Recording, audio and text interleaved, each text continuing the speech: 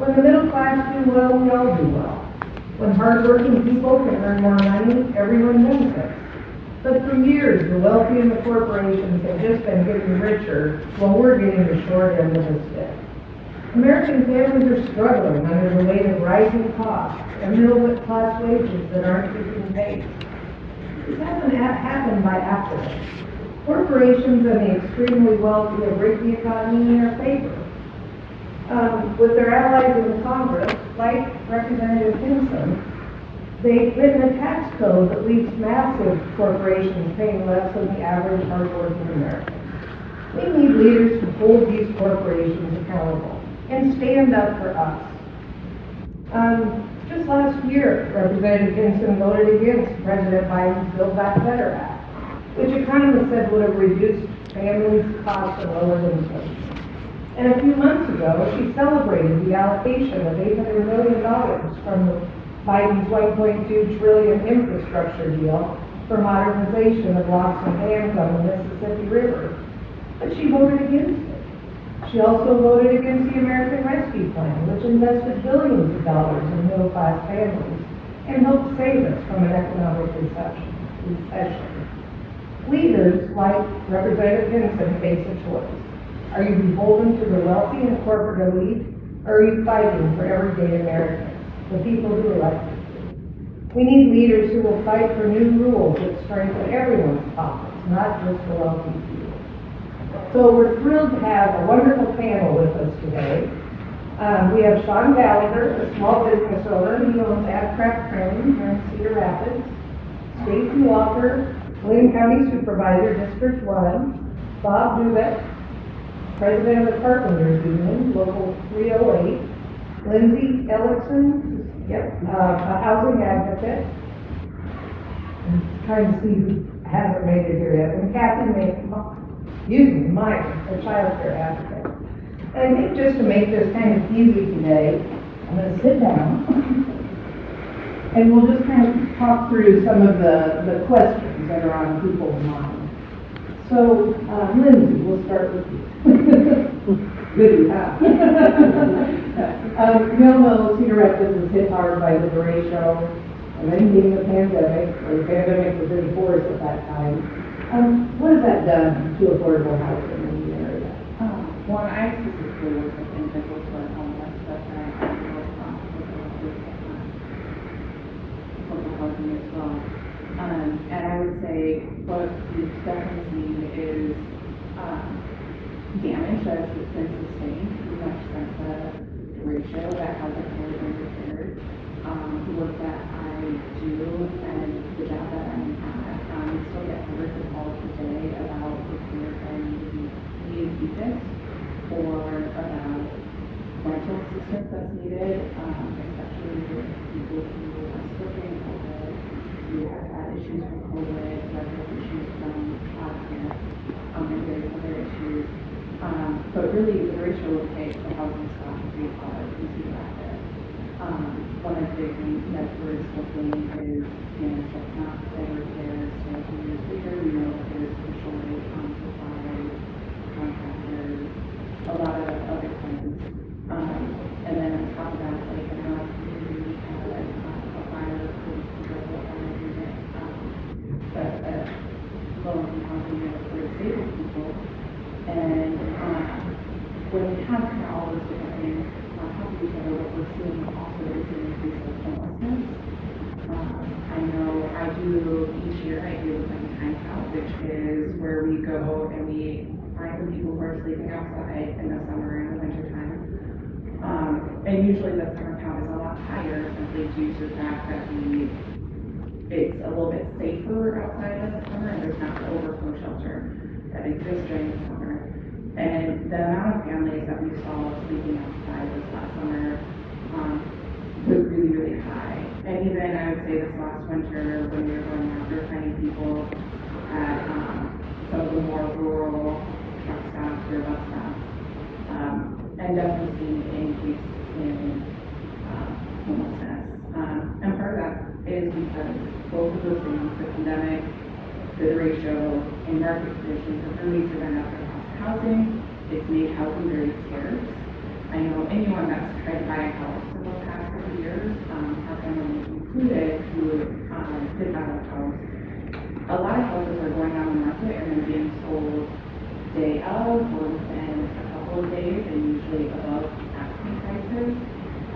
I know several friends of mine, being in my 30s, like my positions at houses, who put offers on houses, had to forego inspections when they're buying their houses, had to go over the asking, and had to get repairs done even before insurance would cover parts of their house because roofs weren't fixed. I know the first offer we put on a house ourselves, the roof was completely unrepaired.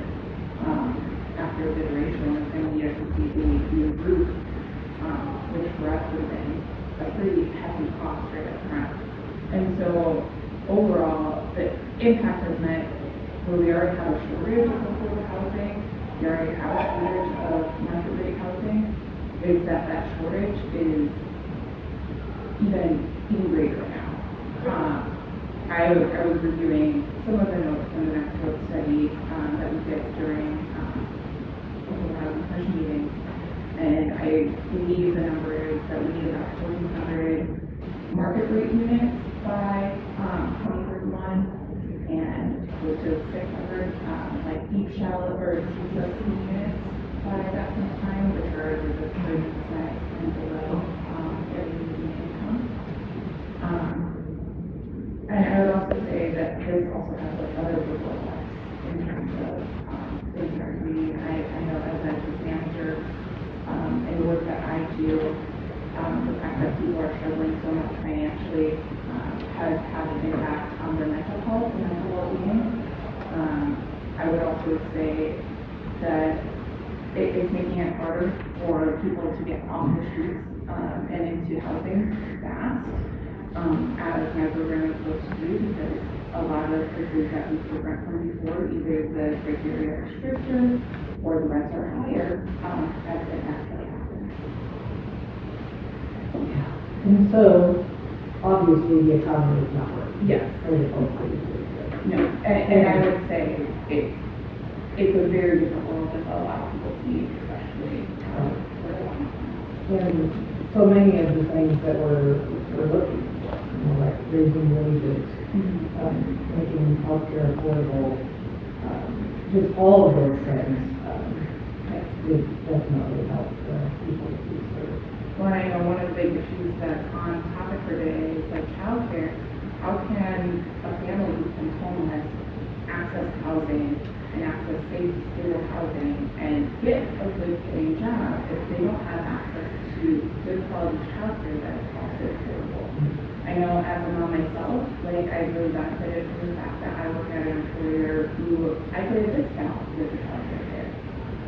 And all of these things are intertwined with each other. And it's very important so you can afford your housing, you can afford your electric,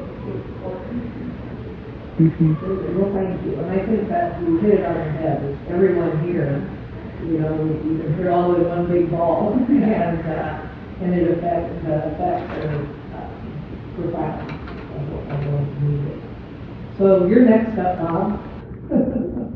And we know that workers are interested in the PRO Act. And I'm wondering if you can give us a little background on how that would help our Well, I'll give it a shot. One of the things that I think it would help with is abolish the right to work laws that put a big hindrance on workers and their ability to negotiate contracts and increase their wages. Absolutely. I think that would be big for the PRO Act, and we'll see what it's actually going to pass, what the final looks like. And with the folks that are in your union, what are they seeing as far as the economy and how things are? You know, through the pandemic, they were deemed essential, like the material shortages, they're experiencing some short-term layoffs right now, materials and stuff like that. So it's hit and miss, but it's still there. And I know that when workers have the right to organize, they're also safer. That's right. And, we think about the workers in the meatpacking that didn't have anyone looking out for their well-being. And so we're just really thinking that I'm actually a union member. My organization is organized under the machinists. Oh, nice. And so it's very, very important to all of us. And is there anything else you'd like to add? Not off the top of my head, sorry. No, that's all right. When your workers are looking at like prescription drug prices and things like that, do you ever see people that are struggling with those things or? If they do, it's in the beginning when they're trying to meet their insurance requirements. Our health and welfare fund has purchased an excellent provider for their prescription benefits, so if they pay anything, it's 7%. Yeah, and I think that just shows how proactive health workers all across the state. Yep. And if they were able to organize and, yeah, well, thank you very much. Thank you. Okay, Sean, up to you. Thanks, Sue. I want to say something before I get into what I'm going to address and do with the ProAct. And that I'm a business owner who 17 years ago, when my wife and I bought Aircraft Printing, went to our employees and said, we want you to unionize. Yep. And I went, I don't know if you know Scott Smith. It was sort of like Hulk Hogan. And I went in and sat in front of him and said, I want to organize my business. And he gave me a look that I wish I had a camera in. Not a lot of business people do that. Right. But if more business people treated their employees with respect and looked at a union as an opportunity to ensure that they don't have to look at you as an adversary, but as a partner. And they would not have problems or any issues with unions. Their employees would stay. They would be sharing the resources in a more equitable manner. And a lot of the problems we face today, both with workers and businesses trying to find employees, is gone. So I think you said something ProAct, which is critical in making sure that employees can organize and not be turned against by their employers, which is what happens today. And it's just, I can go on, I can pontificate on that for a long time. Right. It's just very dear to my heart. Well, and that struggle that you are a perfect example of an employer who wants to have a union shop. And I guess I don't understand why more don't. Well, they're afraid, and they don't want to have to pay more, they don't want to have to answer to somebody else Yeah. and have to negotiate and that sort of thing. But what I found is when you treat your employees the right way, there's no arguments about things. They know where you stand, we're transparent, they know whether we're making money or not making money and things like that. So, the pandemic for us, as a printing company, we were deemed essential. So we never closed, but the first couple of months, our business was down to about 30% what it normally is. And it's been inching its way back. And the government did some things right in the first year of the pandemic that they need to get credit for. The government can work and make things better. And we never asked for a handout. The PPP money was great to keep things in the first couple critical months before the economy was dying. And then after that, we're in an event similar to this a year or so ago. And I think the important thing is this isn't going to go away overnight. It's going to be a year, 2 or 3 year process. And we need to make sure that small businesses have some resources, not necessarily handouts, but low interest loans like big companies have access to all the time. And they've done that. And it's been phenomenal for us, and it's really kept us going. And we're to a point now where we can see the end of the problem. And my business isn't back where it was. We've adapted. And because the other thing that happens when there's huge economic upheavals like the pandemic caused or the 2007-8 recession is it fundamentally changes the way the economy works. And for a small business, Bob and I were talking a second ago, you adapt or die. Things aren't going to be like they were. It forces the companies you do business with to make changes that they've talked about forever.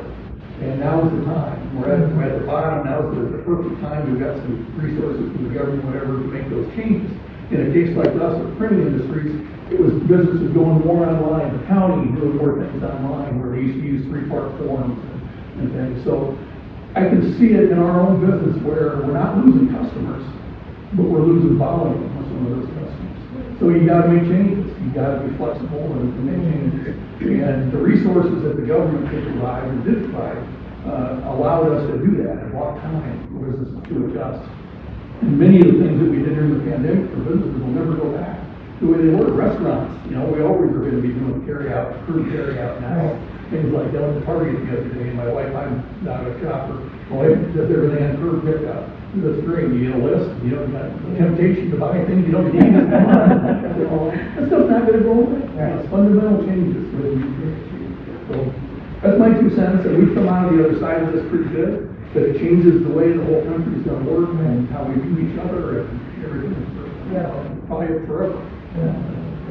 I think about the PPP, like you said, and I talked, through Iowa Citizen Action Network, we work a lot with small business owners, how I know you. And, I talked to so many that were just struggling to get that, you know, to cut through the red tape and get that. And then I look at someone like Iowa's one billionaire, Mr. Stein, who received millions and he called it a measly amount. And it's like, what is going on in this world? So, but I'm glad you're coming out on the other side. And thank you so much for being here today. Well, we've talked a lot about childcare. We have. And it does, like you said, it does cycle into every aspect that we're talking about. And childcare providers are a small business. They are an unseen, unthought of small business. Sean's right that we have to pivot. Unfortunately, with childcare, we're not just quite sure how to do that. As of March of 22, this is a cumulative from 2020, July of 2020, so after the derecho, pandemic boom, we lost 7 businesses that were, there's several types. There's CCH, which is a child care home. They're not registered, which should be mandatory, first of all. It's not, so please don't deregulate. And it's being pushed around, which does not give much safety to the children in care.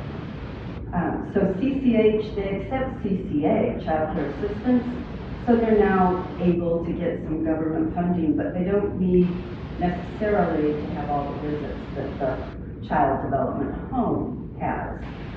The child development home, so we lost 7 CCH, we lost 53 registered child development homes since July of 2020. 53.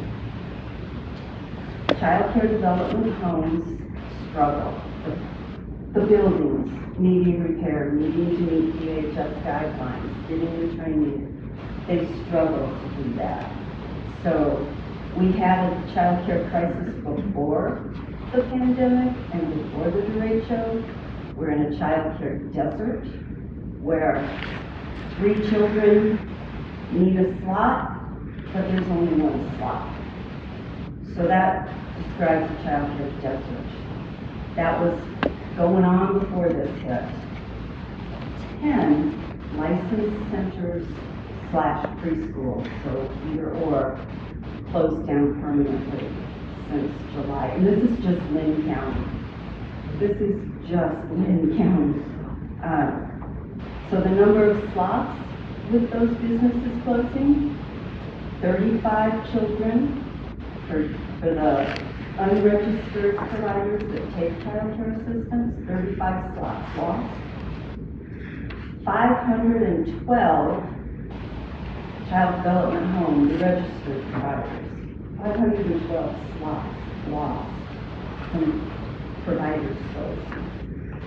And the centers and preschools lost 1,005 slots. So finding affordable child care has just been devastating to Lynn County, and I know other counties in Iowa and other states are going through the same thing. But that's 1,552 child care slots that we lost in 2 years. So businesses need to step up. Recommending a union is great for your business. Some of our larger businesses in Lynn County need to step up and offer an incentive to get their reduced child care. centers. We just had a center open up in Lynn County that is licensed for 100 slots. I don't know their wages, I don't know how affordable it is.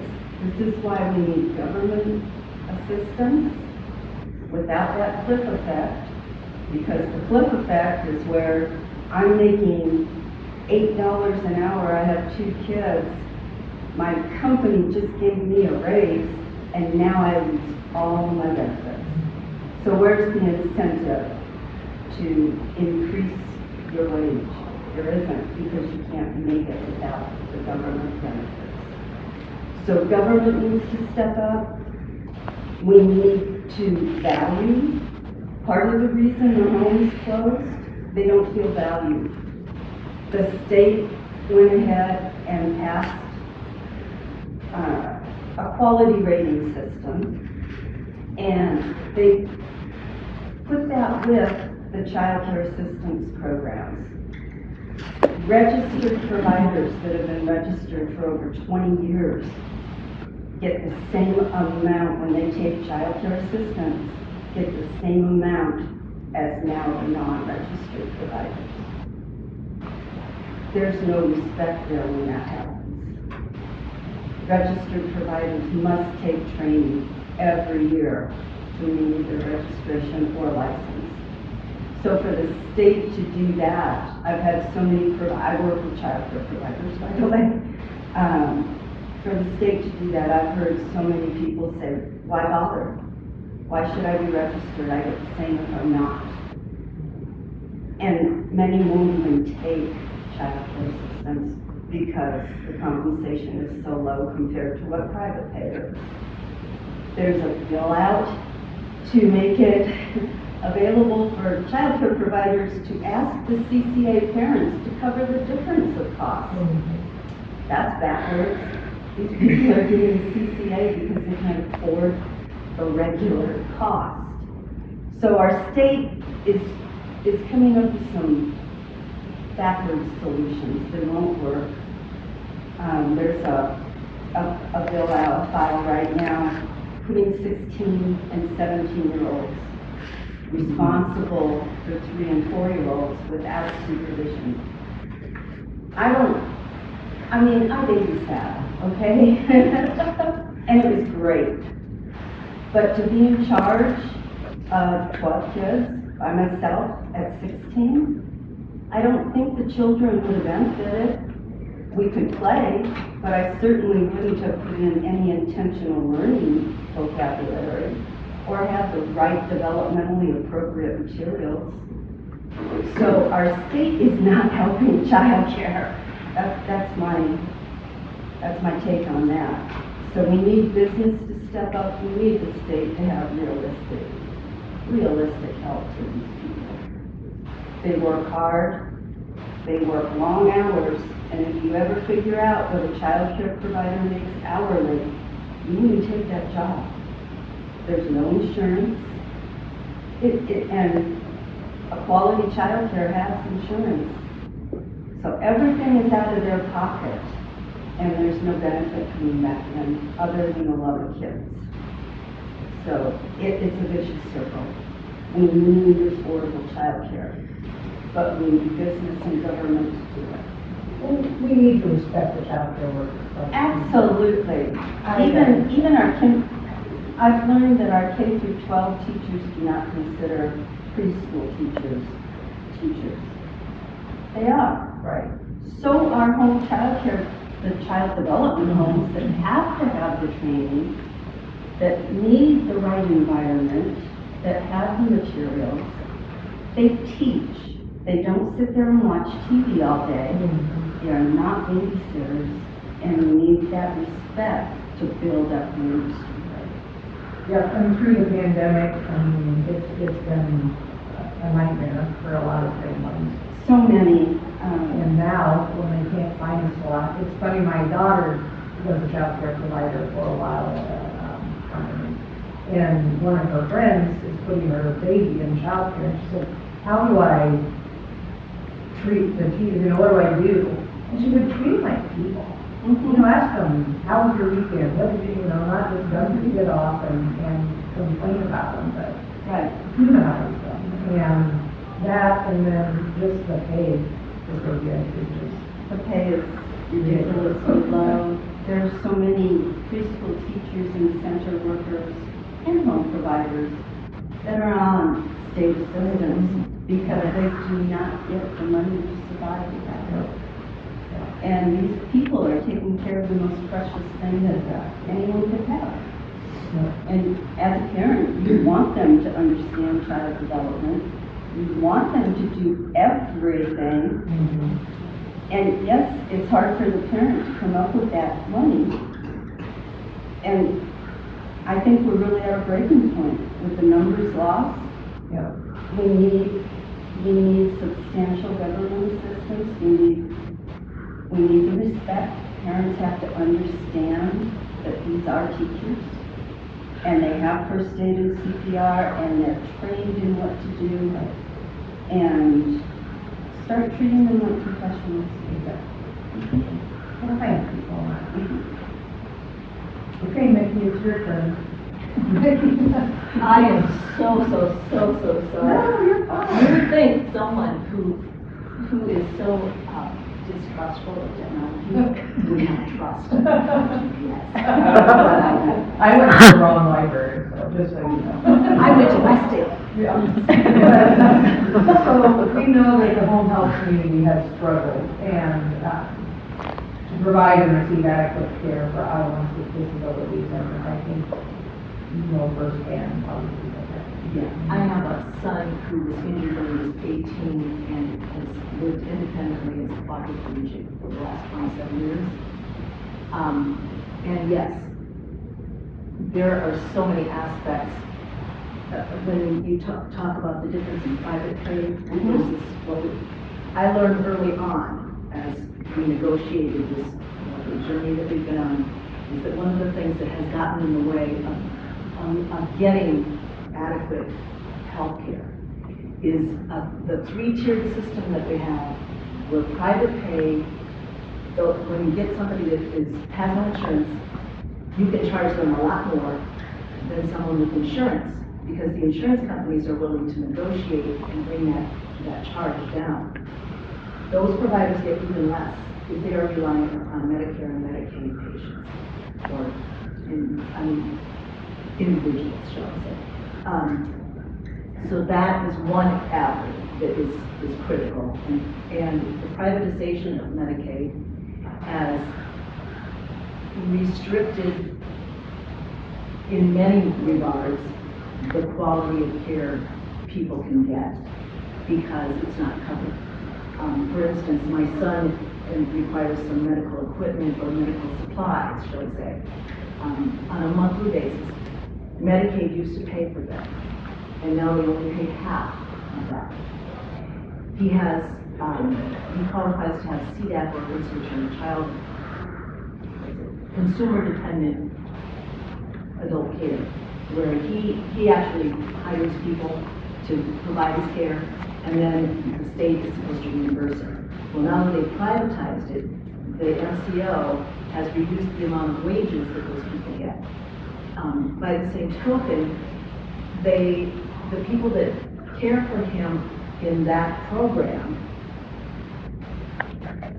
there are no taxes taken out when they receive their money. So I know a woman who helped Tucker for about 2 years, and that was an absolute shock to her. At the end of the year, she realized how much she had to pay back in taxes. She was making like $11 an hour. Now that pay is about $13.68 an hour. And you can't hire someone because the kind of care that he needs is like intermittent care. So you might have to help him for an hour. You might have to help him for 45 minutes. He might need you for 2 hours. But what do you do then with the rest of your time? It's not a full-time job, and it's not consistent. So those people who are willing to take that sort of employment are probably already in a lower socioeconomic status class. So those people are the ones that need to be paid at a reasonable rate. So right now, in the community that Tucker has, and he's interacted with hundreds of people who have disabilities, and that is a common theme, is their workers do not get paid long enough. They cannot get them to hire on. Once they do find someone who's willing to do it, it might take 6 weeks for the paperwork to go through, for that person to start being paid. So over the years, what I've done is I've developed a little stash. So when he finds someone who's willing to do it, I pay out of pocket until they start to be paid by the state. But not everybody can afford that. So we're in a fortunate position, but it's really devastating. He knows people, and even he, over the course of the last 3 months, I'll bet he spent 2 days out of the week in bed. Because, and he has a healthcare agency who is contracted to provide his care, but they don't have an aide to give him a shower and get him in his chair. There are, every other weekend for the last 6 weeks, I've been doing his nursing care because they don't have enough nurses to staff his needs. The problem, and then the horrific part of it and the stress-inducing aspect of it is that we know that on the state books, there is a law that says if at any time a healthcare agency that is contracted to provide his care decides that his needs supersede their capacity to serve them, they can drop him. And he's been dropped 3 separate times. The last time that he got dropped, he had to sell his house and move to Waterloo where he could find consistent care. At that point, before he did the moving, he cashed in his IRA and his life insurance policies in order to privately pay an unemployed nurse to come and do his cares every day during the week. And then I did his cares on the weekend. And we made that work for 6 months. And we did it, and he's healthy, and it all worked out. But again, not everyone can do that. And not everyone has the support system that we've got that allows us to be able to accomplish that.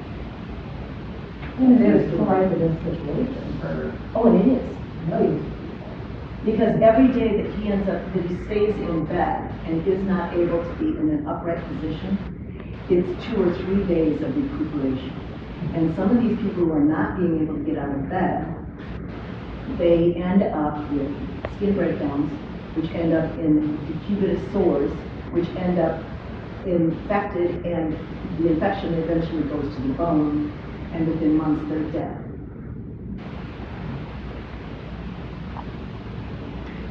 And it's not rocket science, it's medical science, but it is humane treatment. Well, and we all know healthcare's got to be a right. It should not be a privilege. And right now it really is. It truly is. And I mean, that's part of this whole unworking the economy, and, well, thank you for sharing that. That's a good person, actually. All right, Stacy, walk us through it. All right. What do you want to talk about? My thanks to all the organizers of this conversation, this event, for highlighting a conversation that touches so many aspects of our lives, as has been demonstrated here. We ended the last conversation talking about healthcare being right and not privilege. And over the past several years of my being in the Democratic Party, that conversation has been big.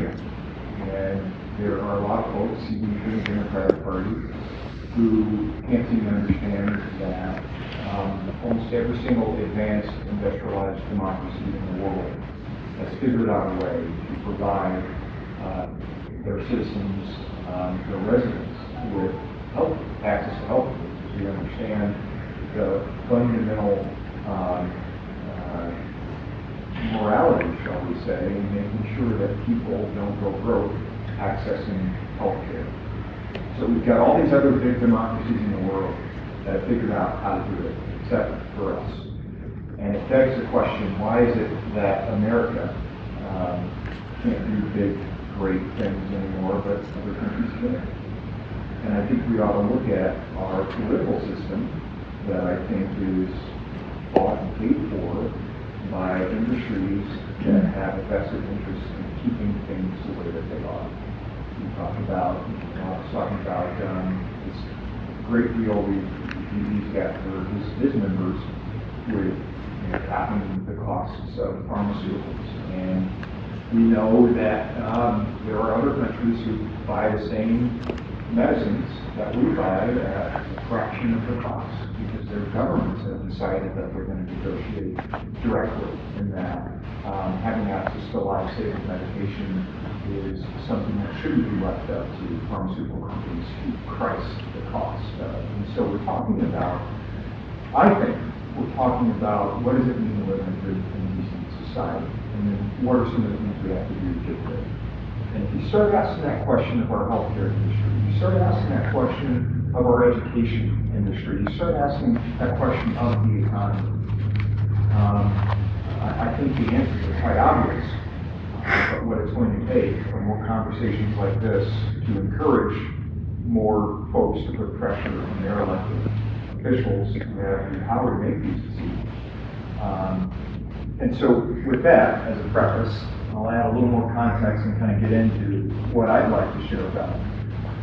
We are, if you look at the past 2.5 years, the middle and working class and the working poor, the amount of money that they have lost collectively, the amount of money that they have lost, coincidentally, is the same amount of money that billionaires in this country have gained. So the past several years, there has been a cycling off of wealth, real wealth we'll call it, from middle, working, and lower income individuals in America. And that same amount of money has gone to billionaires. Right? So let's start there for context. We know that inflation is on the rise, so it's getting harder for people to buy the things that they need to live. And if you zoom in on Iowa, we've heard that we are facing an unprecedented crisis in childhood, an unprecedented crisis in healthcare. And we have all of that on top of these natural disasters that nobody wants to connect to climate change, right? But we are having catastrophic natural disasters here in Linn County on the order of every 5 to 7 years. There's another thing we have to deal with. And folks want to give me grief about talking about climate change. Well, let's talk about how much money I have to appropriate as a local government official for our recovery efforts. Every time some storm system comes through with Category 4 wind speeds, hurricane wind speeds, and rips the tops off the building, destroys our housing stock. Let's talk about how much money that costs us as taxpayers. So I've gone from big picture zooming in to here in Linn County. And you add on top of that the idea that our minimum wage here in the state of Iowa is $7.25, $7.25. And I was talking with my chief of staff before I came over here today, and he told me that in 1993, he had a job at Fairway making $7.25, 1993, and that his tuition, you and I, was $2,000, and he could pay for his tuition using that kind of job.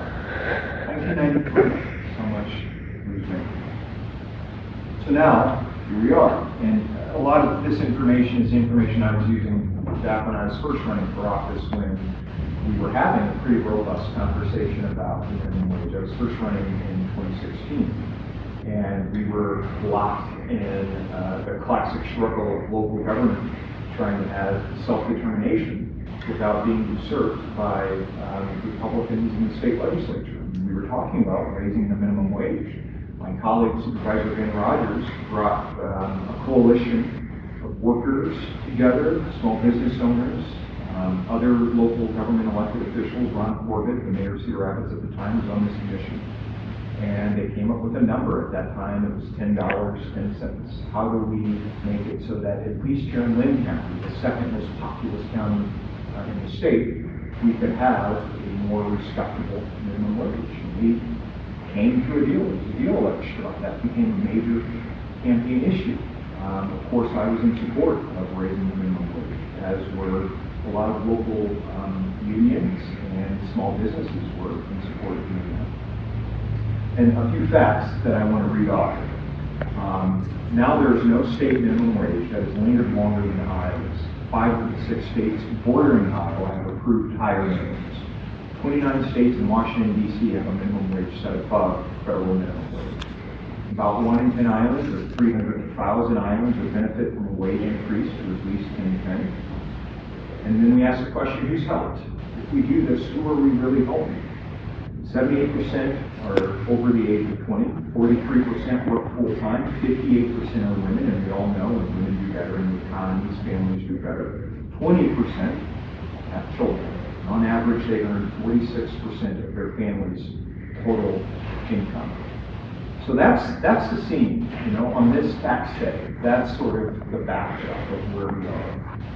And you look at legislators like Ashley Hinson, who, when she was in the legislature, by the way, attended Democratic fundraisers with me, and promised me, I made her promise that when she was elected, she would be the reasonable voice in the Republican caucus to get us back to a place where we could govern with common sense. I am not opposed to competing philosophies, right? That's the way of the world.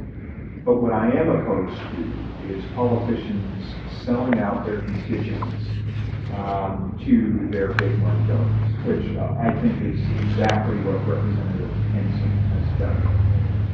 And so, it's incumbent upon all of us, and I appreciate again the organizers for bringing this conversation to the public. It's incumbent upon all of us not only to ask the hard questions, but to ask the right questions. And ask questions that are going to get politicians to think less about what their donors would have them to do and more about what their constituents do. And we are here. I am, Ashley Hinson is my representative. I am her constituent. And I, as a local elected official, have constituents I need to be accountable to. And we are derelict in our duties, and we are abusing the moral compact I think we all have with one another when we try to promulgate a society that doesn't work for most people. When most folks in society cannot meet their basic needs, when they go bankrupt because they have to go to the hospital, when you have families that are choosing between putting food on the table and buying medication that they need to live, we have failed. We have failed the social compact, we have failed one another, and we have failed in our responsibility to create a society that can work for all people. So I'm here asking Ashley Hinson to do her job. I'm here asking folks in the community to keep on petitioning their local government until we get to a place where these ideas don't seem radical. These ideas are become the status quo. That's what we deserve as human beings. So you just opened up my next question. Oh, good. I was going to ask each of you if you could sit down with your congresswoman. What would be one thing you would ask her to do right now in Congress? You want to think about it for a minute? So, you wonder, how are we going to pay for this? You've always wondered, how are we going to pay for this? And the thing is, the wealthy need to pay their fair share. They're going to continue to be wealthy by paying, even if they're paying what they owe in taxes like the rest of us. And Congress needs to take action on these good proposals that would finally require the richest people in America to pay what they owe, like the rest of us. And there's no question that we can afford to take care of our citizens. And we need a representative in Congress to stand up and say that. And so if you had one thing that you could say to Representative Hinson, can you think of it? You want to go first? I think it's some variation of that. I think the only way to get, there's enough money in our economy to pay for everything that we would ever dream of. I'm always reminded of when Amazon was getting organized in Alabama, I think. I read an article, one of the employees was voting against the union Because he was happy that he had an $18 or $19 an hour job. He didn't have before. And if somehow we can convince him that if the Bezoses of the world give up 10% of their wealth to put back into the company for wages, they could have their pay double. And I don't think he would miss his money. Right. You know, it's so simple. But I think we just have to get our arms around the fact of how much money the top 1% or top, 10% of the 1% make, how much money they have. And that it's the first time in history that the gap has been that big. And I just don't think we understand how much $1 billion is. And they have $200 billion. One person. So somehow we have to get our elected officials to do that. But until we convince average people that we're not ripping off the wealthy, we all want to be wealthy, and we're not punishing them. This is money they never see. They will never see. He could go to the moon 100 times and not spend all his money. So how do we get that conversation started, where we start convincing of the citizenry that we're not asking for anything radical. We're asking for the people that have benefited everything from this country, including their labor, to give something back, a small amount of what they own, and make us all better. I mean, we all love good success stories, and we all benefit from some of the innovations that the wealthiest people bring into the mainstream. But no matter how much money they make, they should adhere to the same rules as the rest. Oh, good Lord, we applauded the Waltons when they raised minimum wage at Walmart to $11 an hour. And every damn one of them makes $40 billion. How about you? I would ask her to stop taking the rights of your constituents away. That's it. Honestly, there's quite a bit. I feel like, as a constituent, I would love for my congresswoman to see what I see in my work every day and how people live and how people react. And how, and I think I wrote down some of this, and maybe it's also I've been rewatching the videos and so how the conversation might be the discussions in the show is what does it take to benefit society? And we should not be letting people and fit into society live out of their trucks, live out of their vehicles, living outside and sheltered without safe places. And how hard it is to get back out of that when there are no resources. And so, can I just, along with that, like, we can make these things work, we know we can make homelessness be. I would like to see what it is like for people to live outside. Without their And I volunteer with an advocacy group, other than you guys. And the one thing that always sticks in my head is she works for us. And just remind her of the fact that she needs to listen to every constituent that wants her here and not blow it off. Because, first of all, getting a meeting is impossible. And second of all, if you can email, if you can talk to aides, it's always, well, our constituent. Well, I am a constituent. So pay attention to what we're talking about because we have the numbers to back it up. I just want that attention and reasonable, not being blown off. Have her think about it, but I don't think that happens. So that would be my biggest urge for her, is to not be defensive and listen. I'm struck by the fact that there's a level of pessimism here regarding how open this particular representative of ours is to our voices. And so, but everybody is redeemable.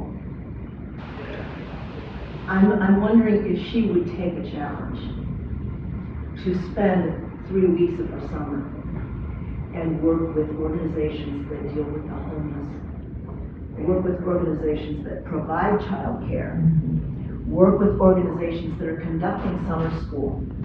And when you talked about early childhood teachers not being respected, in my district, we hold early childhood instructors at the highest level of Awesome. esteem. What's your district? I'm in 700. And the reason we respect them so much is because we keep data. And we see children who were unable to acquire early childhood education as 4, 5, and 6-year-olds, or 3, 4, and 5-year-olds. We have half-day preschool for 3-year-olds, 4-year-olds. We have two alternate kindergarten programs, and then we have kindergarten. The reason this district has invested in those levels of education is because it impacts how quickly I can teach that kid to read. Birth through 5, the brain develops the most. It is a critical time, and without quality, without learning those life skills at that age, they will struggle, and the payback And learning things like self-control, self-discipline, gratitude, empathy, and all of those things are taught in early childhood, along with your letters, your names, the colors, counting. Yep. So it boils down to what you said. At the end of your talk was cheers first. And I think, we've touched on a lot of topics: housing, workers, small business, child care, disability care, wages, health care, drug pricing, making the rich pay what they owe like the rest of us do. It's been a robust conversation. I thank you all so much. And some of this wasn't easy, I'm sure, for you to share today, but we really appreciate it. And I'd like to open it up for questions, if there are any questions from the folks here or from the media. Now's your chance. Stacy, I don't think we heard from you about what you would ask Ashley Hinson to listen to as a constituent. Would you like to answer that? Yeah, I would like to. We came up with work for us, so you started this. I do know her personally, and I know that she's a woman of faith, and she often talks about her faith. And I would be inclined to ask her, hand on the Bible, if she felt like this Trumpian brand of politics, where billionaires at the same time can say, I'm going to put $43 billion down to buy a social media company, but also if I pay taxes, that's going to harm my ability to advance the economy, right? I think Sean pointed out it's a false choice. We can do both. You can pay taxes and go to the moon. If this Trumpian brand of politics that alienates entire groups of people, that bullies groups of people because they don't fit this Judeo-Christian archetype in her mind, as presented by Ashley Hinson and Donald Trump for criminal state fit.